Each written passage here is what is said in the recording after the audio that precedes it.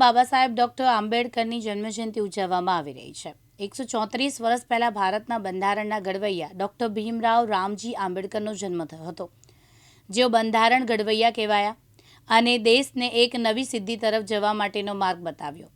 Doctor આંબેડકરની 134મી જન્મજયંતિ નિમિત્તે અમદાવાદ સહિત રાજ્યભરમાં અનેક કાર્યક્રમનું આયોજન કરવામાં આવ્યું છે।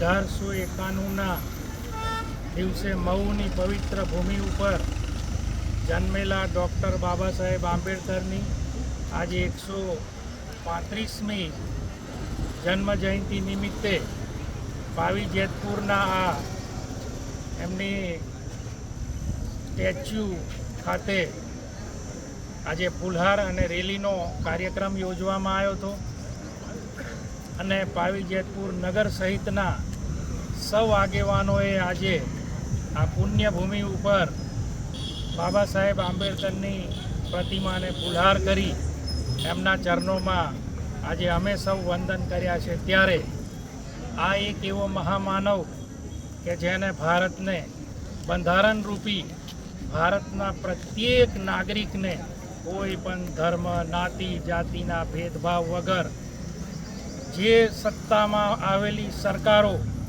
પ્રત્યેક નાગરિકને હક અધિકાર અને એનું રક્ષણ કરવા માટે જે બંધારણમાં વ્યવસ્થાઓ આપી છે એ વ્યવસ્થાઓથી આજે દુનિયાભરની અંદર ભારત દેશ અડીખમ ઊભો છે અને આ અડીખમ ઊભો છે એની પાછળ જો કોઈનું સૌથી મોટું પ્રેરક બળ હોય તો એ ભારતના બંધારણ રૂપી આપેલી વ્યવસ્થા એ ડૉક્ટર બાબા સાહેબ આંબેડકરના સપનો એમના વિચારો પ્રમાણે આજે ભારત દેશ તેજીથી વિકાસ કરી રહ્યો છે અને દુનિયાના દેશોમાં મોખરાનું સ્થાન આજે પ્રાપ્ત કર્યું છે। એવા મહામાનવને આજે જન્મદિન નિમિત્તે ખૂબ ખૂબ અમે ભાગ્યશાળી લોકો છે કે એમના આપેલા બંધારણને લીધે આજે રાજ્ય વિધાનસભાઓમાં પણ પ્રતિનિધિત્વ મળ્યું છે।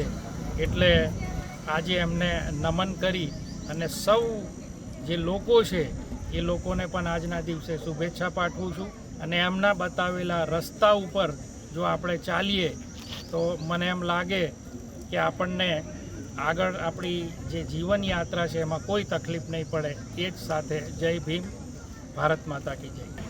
ડૉક્ટર ભીમરાવ બાબા સાહેબ આંબેડકરની 134મી જન્મ ઉત્સવ નિમિત્તે માન્ય ધારાસભ્ય શ્રી રાજેન્દ્રસિંહ રાઠવાના અધ્યક્ષસ્થાન હેઠળ આજે જેતપુર શહેરની અંદર સનરાઈઝ સ્કૂલના બાળકો તથા તમામ સ્ટાફ અને પ્રાઇમરી સ્કૂલના બાળકો અને તમામ સ્ટાફ દ્વારા રેલીનું સરસ મજાનું આયોજન કરવામાં આવ્યું। ખૂબ આતિશબાજી ટોટા ફોડવામાં આવ્યા અને જે રીતે બાબા સાહેબનું જેટલું મહત્ત્વ ભારત દેશની અંદર છે અને એટલું જ મહત્ત્વ વિદેશમાં પણ છે। આજે વિશ્વભરમાં બાબા સાહેબ આંબેડકરજીની જન્મ મહોત્સવની ઉજવણી ખૂબ દબદબાભેર થઈ રહી છે। બાબા સાહેબે આપણને બંધારણ આપ્યું, આપણો દેશ, આપણા જિલ્લાઓ, આપણા તાલુકાઓ, આપણા રાજ્યો, આપણી ગ્રામ પંચાયત કઈ વ્યવસ્થાઓથી ચાલશે અને કઈ રીતે ચલાવવાની એ તમામ વસ્તુઓ દરેક નાનામાં નાના વ્યક્તિની શું જરૂરિયાત 100 વર્ષ પછી હશે એ બધી વિચારણા કરી અને ભીમરાવ બાબા સાહેબ આંબેડકરે જે સંવિધાન આપ્યું એના લીધે આજે દેશ પ્રગતિના પંથે જઈ રહ્યો છે અને દેશની અંદર તમામ સુવિધાઓ જો ઊભી હોય અને તમામ નાના નાના વ્યક્તિઓની જરૂરિયાતો જો પૂરી કરવામાં સૌથી મોટી ભૂમિકા હોય તો એ છે ડૉક્ટર ભીમરાવ બાબા સાહેબ આંબેડકરની। આજે તમામ ભારત દેશના દેશવાસીઓ અને રાજ્યના તમામ નાગરિકો અને મારા જેતપુર શહેરના તમામ નાગરિકો અહીંયા ઉપસ્થિત રહ્યા, મારા સમાજના આગેવાનો અહીંયા ઉપસ્થિત રહ્યા, મારા યુવાન સાથીઓ અહીંયા ઉપસ્થિત રહ્યા, એવા તમામ વડીલો, બહેનો, દીકરીઓ અને ખાસ સ્કૂલના બાળકોનો હું ખૂબ ખૂબ આભાર માનું છું અને હાર્દિક શુભકામનાઓ પાઠવું છું।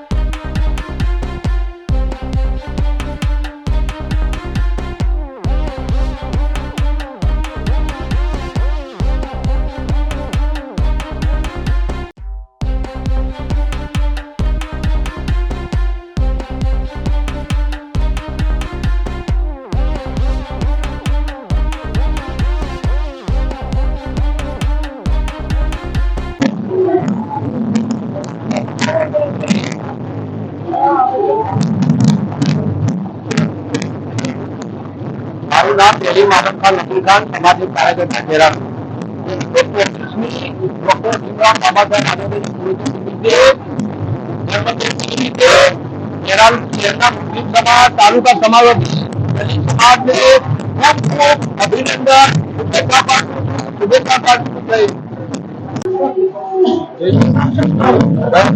તમને બચવા આજે દેશ અને દુનિયામાં બાબા સાહેબની આ 125મી જન્મજયંતિ પૂરતી આખા દેશમાં થઈ રહી છે. અમારા ખેરાલુમાં પણ દરેક સમાજ અને દરેક ધર્મના લોકો, મુરબ્બીઓ, વડીલો, યુવાનો સાથે રહી અને અમને સાથ સહકાર આપે એ દરેકનો આભારી છું. આ સમાજ કુટુંબમ વિશ્વ કુટુંબમ સંદેશ આપીએ દરેક ધર્મની રીતે અને દરેક પોતાની સહનશક્તિ રાખીને આવા કાર્યક્રમો કરે તો સાથ સહકાર આપવું જોઈએ.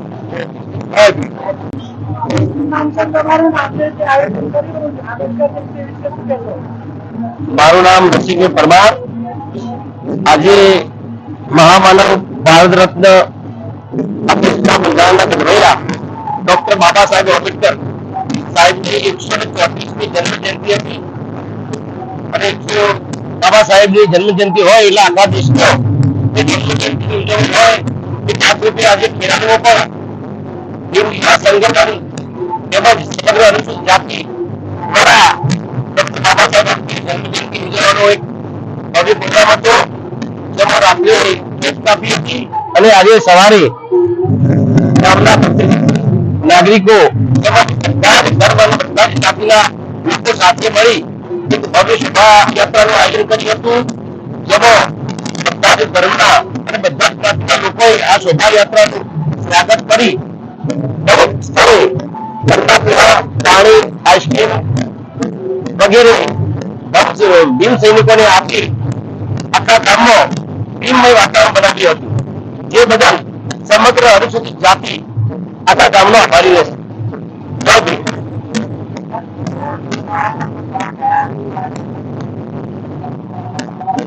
આજે ભરતસિંહ ડાભી સાહેબ, આપણા સંસદ સભ્ય, ધારાસભ્ય શ્રી સરદારભાઈ ચૌધરીભાઈ સાહેબ, મુકેશભાઈ, હેમંતભાઈ તેમજ મુસ્લિમ સમાજના આગેવાનો ફારૂકભાઈ, અલમદારભાઈ, કાલુભાઈ, કરીમ ચાચા, ચોગીર ચાચા તેમજ બધા જ સમાજના લોકો નામી અનામી અમુક પ્રકારના નામ ભૂલી ગયું જોડાયા હતા અને ખૂબ સન્માન કર્યું હતું. દેશની જનતાનો સંદેશો છે કે ભાઈ દરેકે જાતિ ધર્મના વાળા છોડી ભાઈચારાની ભાવનાથી જીવવું જોઈએ અને આ દેશના સંવિધાનના અનુરૂપ આપણે જીવવું જોઈએ.